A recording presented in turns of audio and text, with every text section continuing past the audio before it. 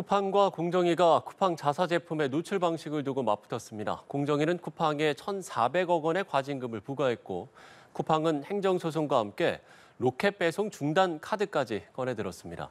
한편 미 연준이 올해 금리 인하 횟수를 1회로 축소했습니다만 뉴욕 증시는 4거래일 연속 사상 최고치를 찍었습니다. 관련 내용들 정철진 경제평론가와 함께 짚어보도록 하겠습니다. 평론가님 안녕하십니까? 네, 안녕하십니까? 네.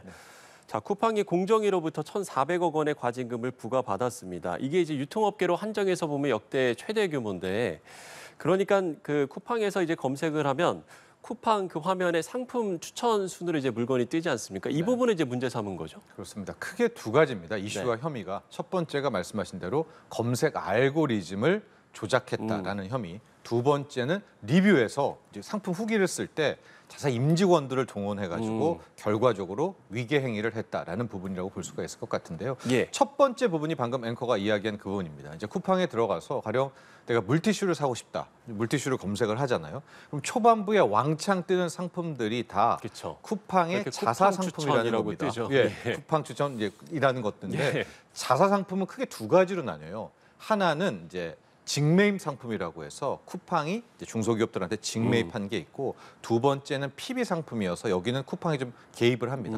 기획을 해서 만든 상품인데, 참고로 말씀드리면 쿠팡에서 판매되는 전체 상품의 70%가 실은 쿠팡의 자사 상품입니다. 예. 그만큼 많이 올라왔고 네네. 30%가 입점 상품이다, 이렇게 보시면 될 것 같은데요. 공정위는 이렇게 검색 알고리즘을 조작해서 소비자들의 선택권을 제한하고요. 착각을 일으킬 수 있게 하고, 나머지 30%, 그러니까 입점된 그런 업체들의 상품에게 형평성에 있어서 차별을 뒀다라는 것으로 주장을 하고 있습니다. 예. 이에 대해서 이제 쿠팡이 오늘 반박 입장을 내지 않았습니까? 어떤 내용들이었습니까? 이제 그게 일종의 이제 오프라인에서도 우리가 PB 상품들 보면 진열대들이 있지 않습니까? 그렇죠. 네, 그거와 같은 맥락인데 이것을 오히려 공정위가 이해하지 못하고 있다라고 네. 강력 반발을 해서 행정소송까지 이야기를 했는데요. 쿠팡의 반발은 이런 겁니다. 이제 가령 그게 쿠팡 랭킹 순이라는 것도 있지만 판매량 순도 있고요. 가격 높은 순, 낮은 순들이 있는데, 만에 하나 판매량 순으로만 한다면 이름 있는 것들, 대기업들의 제품들만 노출될 것이 아니냐. 그래서 자신들은 이제 쿠팡 추천 순이라는 것을 개념으로 하나의 마케팅을 한 건데, 오프라인의 PB 진열대처럼 그런 것들을 일종의 조작이라고 한다면 예. 이것은 알고리즘에 대한 이해가 부족하다. 이것이 쿠팡의 해명입니다. 예. 지금 그 이야기를 해주신 부분, 그러니까 대형마트도 똑같이 하는데 네. 왜 우리는 이렇게 과징금을 부과받느냐, 이제 이런 입장인 거잖아요. 네. 근데 공정위는 어쨌든 대형마트와 쿠팡은 다르게 본 거지 않습니까? 네. 어떤 이유입니까? 이제 크게 일단 온라인과 오프라인은 다르다라는 전제를 깔았었고요. 네. 두 번째는 이런 겁니다. 우리가 오프라인에서 가게 됐을 때 PB 상품들을 자체, 가령 이마트도 굉장히 많은 PB 상품들이 있죠. 그렇죠. 이렇게 적용해 놓는 것은 기본적으로 우리가 돌아다니다가 보는 거잖아요. 근데 쿠팡이라든가 이런 온라인 커머스는 생수라는 자기가 어떤 목적을 먼저 치고 들어가지 않습니까? 예. 그러니까 오히려 소비자를 현혹하고 소비자 선택을, 착각을 일으킬 수 있게 하는 가능성이 크다라는 입장이고, 두 번째가 공정위가 또다시 반박 자료를 낸 것은 쿠팡 랭킹순, 쿠팡 추천, 로켓 배송 같은 것들을 못하라고 하지는 않았다. 다만 카테고리별로 로켓 배송, 추천순을 따로 둬서 거기서 홍보나 마케팅을 하면 되지 않느냐. 이것을 굳이 전체 화면을 활용한 것은 잘못된 것 아니냐라는 게 공정위의 또 입장입니다. 예. 쿠팡은 만약에 이제 공정위가 로켓 배송 상품 추천을 금지하면 이제 지금과 같은 로켓 배송 서비스를 유지하기가 상당히 어려울 수밖에 없다, 이렇게 이야기를 하지 않았습니까? 이제 이 대목을 두고 소비자를 볼모로 한 일종의 협박 아니냐, 이런 또 지적도 있던데요. 이 부분은 어떻게 보세요? 그러니까 그러니까 판을 키웠다라고 볼 수가 있겠거든요. 예. 당장 부산 첨단 물류센터 기공식을 취소해 버렸어요. 하고 이제 3조 투자, 크게 보면 22조 투자, 이런 것도 못할 수밖에 없고, 쿠팡의 최고 매력, 소비자들이 가장 좋아하는 게 로켓 배송이잖아요. 예. 로켓 배송도 못한다. 이제 이게 쿠팡 측의 입장인데, 이건 약간 이야기가 두 단계가 더 나간 거잖아요. 네. 지금은 왜 임직원을 동원해가지고 그런 어떤 좋은 리뷰들을 썼냐라는 것과 검색 알고리즘 문제인데, 이게 왜 로켓 배송 불가로 가지?라는 건데, 여기에 한 단계에서 쿠팡은 이러는 거예요. 지금 로켓 배송하는 것들은 자사 제품들이 많이 있는데, 자사 제품의 홍보라든가 추천들을 막아버리면 자신들이 로켓 배송 같이 하는 그런 서비스를 할 여력이 없지 않느냐라는. 예. 근데 이제 이것들을 바라보는 국민들의 이제 시선은 이야기가 왜 글로 글로 가지. 튀지라는 거와 이제 소비자 단체에서는 이건 일종의 물타기다. 네. 이쪽에서 해결해야 될 문제는 이쪽에서 해결되는 것이고 로켓 배송 유무는 또 판단을 따로 해야 될 텐데 이거 두 개를 연결하는 것은 좀 이해할 수 없다. 또 이런 소비자 단체들의 반박이 나오고 있습니다. 예. 이번 이 사태를 두고 뭐 그동안 사실 워낙 이제 물가가 많이 오르다 보니까 네. 비교적 이제 가격이 저렴한 자사 상품을 많이 찾게 되는데 그러면 이제 자사 상품 시장 자체가 위축되는 게 아니냐 이런 이제 목소리도 있거든요. 이 네. 부분은 어떻게 보세요? 쿠팡 측도 당장 그 얘기를 했습니다. 네. 자신들이 자사 제품, 그게 PB 상품이든 직매입 상품이든 주로 국내 중소기업들과 함께 협력해서 하는 거였었기 때문에 그들이 대기업 제품에 맞서는 좋은 기회를 자신들이 마련했었다. 그리고 자신들이 자랑하는 로켓 배송을 여기에 갖다 붙여서 오히려 소비자들에게 더 좋은 가성비 좋은 제품들을 하는데 뭐 이바지했다라는 건데 이 부분을 가지고 1,400억이라는 정말 유통업계 사상 가장 많은 과징금을 매긴다면 예. 어떻게 하느냐라는 이제 그런 항변인데 계속 제가 말씀드리지만 그 이야기와 검색 알고리즘을 통해 가지고 이제 쿠팡 추천순에 대거 자사 제품이 올라가는 것과는 약간 이제 다른 문제인 것이죠. 근데 예. 그 두 개를 혼합해서 이제 이야기하는 그런 측면도 분명히 있고요. 또 하나가 이제 쿠팡의 로켓 배송 관련 또 하나 이 1,400억 과징금에 이렇게 발끈하고 뭐라고 해야 될까요? 더 쿠팡이 이렇게 이제 뭐 행정소송도 불사하겠다라는 것이 쿠팡이 거의 13년 만에 처음으로 작년에 첫 흑자를 냈거든요. 예. 이제 한 6,100억 정도의 흑자를 냈고 올 1분기도 흑자 행진을 하고 있어요. 그러니까 이게 이제 온라인 커머스 생태계에서 앞에 엄청난 투자를 하잖아요. 예. 그리고 이제 비로소 자기가 락업 소비자들을 잡아놨다라고 생각하는 이 순간에 뭐 알리, 테무 갑자기 중국의 시커머스도 공격해 오고 특히 알리는 지금 거의 뭐 진심으로 도전하고 있거든요. 1조 넘는 물류센터도 지으려고 하고 예, 있고 예. 여기서 당구까지 이래버리니까 그러면은 다시 또 출혈 경쟁을 시작해야 된다라는 또 그런 생각까지 하게 되면서 이렇게 굉장히 강력하게 반발하는 것이 아닌가 또 그런 예. 생각을 해봅니다. 알겠습니다. 이번 제재로 인해서요. 유통가 전반에 미칠 영향은 있겠습니까? 어떻게 보세요? 오프라인 쪽에 뭐 영향을 미치거나 하지는 않을 것 같습니다. 다만 예, 예. 이제 온라인 이커머스 쪽에서는 아마 유사 검색 알고리즘을 쓰는 쪽이 있다면 이렇게 뭐 같은 상품들을 썼을 때 자신들의 피부 생품이라 자신들과 연계된 그런 입점 상품들한테 좀 더 많은 기회를 줘서 노출도가 높이는 그런 알고리즘을 쓰고 있는 곳들은 아마 좀 뜨끔하지 않을까요? 그래서 빠르게 좀 네. 수정하지 않을까 이런 생각을 해봅니다. 알겠습니다. 자, 다음 이슈로 넘어가 보겠습니다. 오늘 아마 이 기사를 보고 많은 분들이 좀 놀라실 수도 있을 것 같은데 그야말로 명품 가방에 민낯이 드러났습니다. 이게 이제 380만 원이 넘는 가격에 팔리는 디올 가방의 원가가 고작 8만 원에 불과한 것이다. 네. 이렇게 이제 알려진 건데 네. 이게 이제 일단 어떻게 알려지게 된 거죠?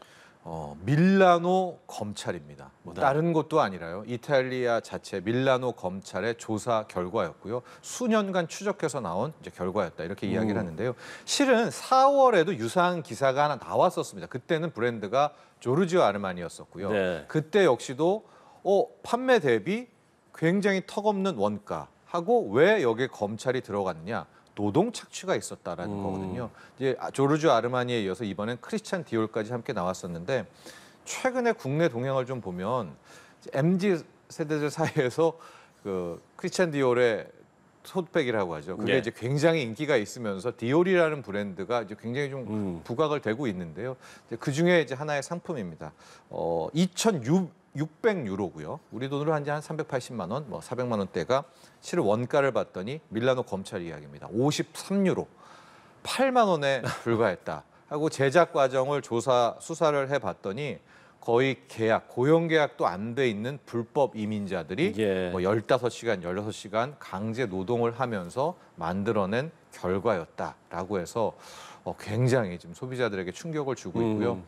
이거를 뭐 일부 뉴스에서는 메이드 인 차이나 뭐 이렇게 하는 게 아닙니다. 찍히기는 메이드 인 이탈리로 찍히죠. 왜냐하면 공장 자체가 이탈리아에서 만들어졌으니까. 그렇죠. 그 안에서 강제 노동 착취가 이루어졌다는 겁니다. 예. 사실 뭐 이제 명품 가방이라고 하면 그야말로 우리가 이제 흔히 이야기하는 장인이 정말 한 땀 한 땀 들여서 만든 이제 가방이다라고 생각을 하게 될 텐데 네.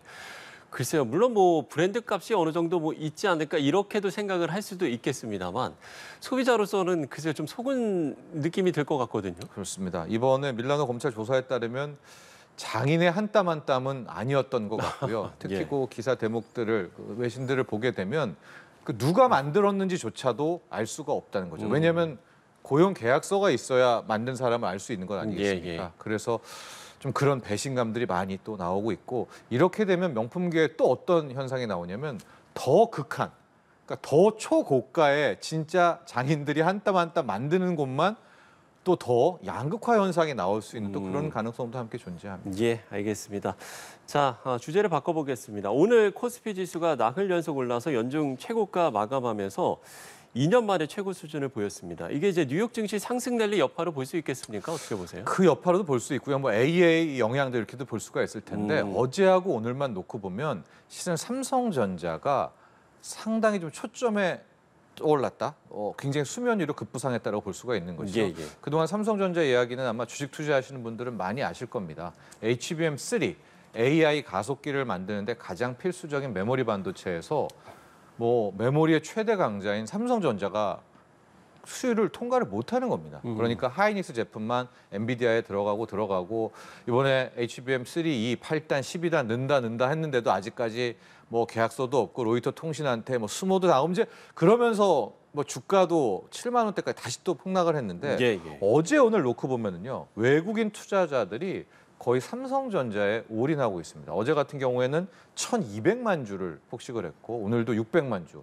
그럼 어제는 거의 오늘은 한 뭐 4,200억, 어제는 7천억, 8천억 정도를 삼성전자 한 종목을 외국인들이 어제 오늘 샀거든요. 그러면서 삼성전자가 시가총액 1위니까 당연히 삼성전자 주가가 올라가면 뭐 시장 전체를 끌어올리는 이제 이런 대목이 있을 텐데 물론 이제 하이닉스도 어제도 많이 도와주고 그랬습니다만 근데 제가 삼성전자 이야기를 하는 이유가 어제 이재용 회장이 돌아왔죠. 하고 이제 이재용 회장의 뭔가의 모습 새로운 어떤 반격이 나올 차례 아니겠습니까? 거기에 대해서 외국인 투자자들이 미리 좀 한번 기대를 거는 게 아니라고 볼 수가 있어서 다음 주에도 역시 여러분 이제 삼성전자가 가야 코스피가 갑니다. 예. 이 시가총액 1위가 지금처럼 이렇게 지지부진하면 2,800은커녕 3,000은커녕 2,800도 못 가는데 이 정도라면 다음 주에 한번 삼성전자의 반격 그런 것들을 보면서 2,800의 도전도 한번 기대해 보면 될 것 같습니다. 예. 이번 주 뉴욕 증시는 4거래일 연속 사상 최고치를 경신했는데 글쎄 뭐 연준이 금리 인하 회수 전망을 3회에서 1회로 줄였잖아요. 네. 그런데 이렇게 시장 행보는 좀 반대로 가고 있는 이 부분은 어떻게 보시나요? 연준을 안 믿는 거죠.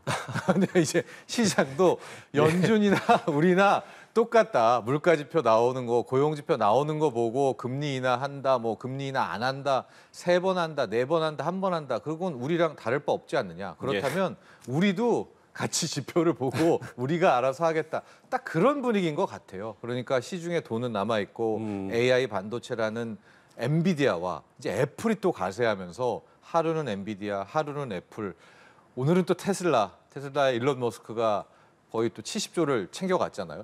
뭐 이들이 계속 어쨌든 머니 게임을 하게 되는 그런 와중이어서 실제적으로 3회 금리 인하의 기대감이 1회로 점도표가 찍히고 이런 것들이었다면 과거의 연준이라면 시장은 한 뭐 폭락으로 갔어야 되는데 아랑곳하지 않고 있고요. 또 그 기저에는 당장 어젯밤에 나왔던 생산자 물가 지수가 예상치보다도 크게 떨어진 데다가 전월 대비로는 마이너스가 찍혔습니다. 근데 생산자 물가는 항상 소비자 물가에 선행하거든요. 예. 생산자 물가가 이렇게 떨어졌다면 다음 달 소비자 물가는 떨어지겠지. 그러면 연준은 또 물가가 떨어졌으니까 금리 인하한다고 말 또 바꾸겠지.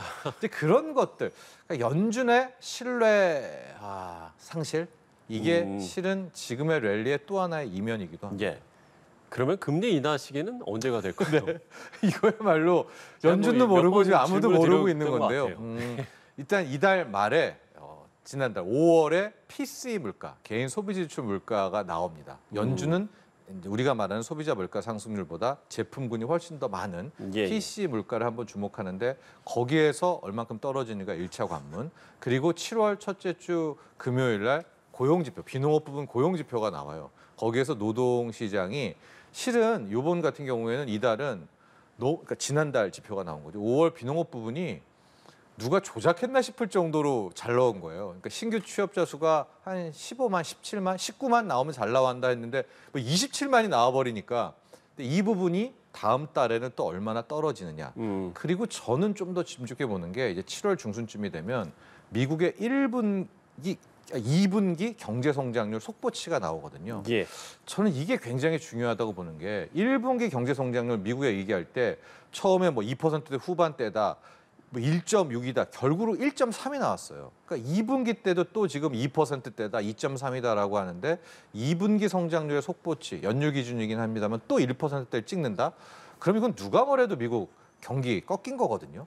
그런 것들이 또 종합적으로 반영되면 7월 말에 연준이 또 딴소리 할 수 있습니다. 그래서 이제 시장도 오히려 연준을 보지 않고 우리도 같이 나오는 지표 보마 아마 이런 쪽으로 대응하고 있는 것 같습니다. 예. 그럼 이제 끝으로 미국 증시와 국내 증시의 좀 전망에 대해서 이야기를 들어보고 싶은데 네. 앞서 이제 지금 현재 이제 국내 증시가 박스권을 이제 벗어나지 못하고 있는 상황인데 다음 주를 좀 봐라 이렇게 이야기를 해주셨잖아요. 네. 예, 국내 증시와 미국 증시의 전망은 뭐 어떻게 보세요? 뭐 전문가마다 좀 다르겠지만 저는 디커플링의 시작 뭐 이렇게 보고 있거든요. 네. 이게 무슨 얘기냐면 지금까지는 선진 증시, 뉴욕 증시 사상 최고치, 유럽도 경기 안 좋거든요. 영국, 독일 이런 데가 다 날아가고 이제 일본까지도 버블 경제 때만큼 주가가 오지 않았었습니까? 그런데 저는 이제 소외됐던 신흥국 증시 중에서도 코스피가 뭐 국장 못하겠다, 코스피의 뭐 한계들 많이 지적하시기는 하지만 지금 금리가 직전에도 보니까 10년물 금리가 좀 꽤 떨어지고 있는 것 같고요. 여기에 달러 약세까지만 조금 더 나와준다면, 그러니까 원달러 환율이 다음 주 중에 1,350원 밑으로만 떨어져 준다면 저는 오히려 좀 전세 역전, 코스피가 삼성전자 위주로 한번 달려보고 뉴욕 증시가 쉬는 그런 흐름도 나올 수 있을 것 같아서 네. 환율이 일단 굉장히 중요하거든요. 다음 주에는 뭐 원달러 환율이 1,350을 기준으로 해서 이제 원화 강세가 나오는지 그 밑으로 1,320대 뭐 이런 식으로 좀 떨어지는지를 확인하시면 되게 좋을 것 같습니다. 예, 알겠습니다. 자, 국내 증시 전망까지 해봤습니다. 정철진 경제평론가와 이야기 나눠봤습니다. 오늘 말씀 고맙습니다. 감사합니다.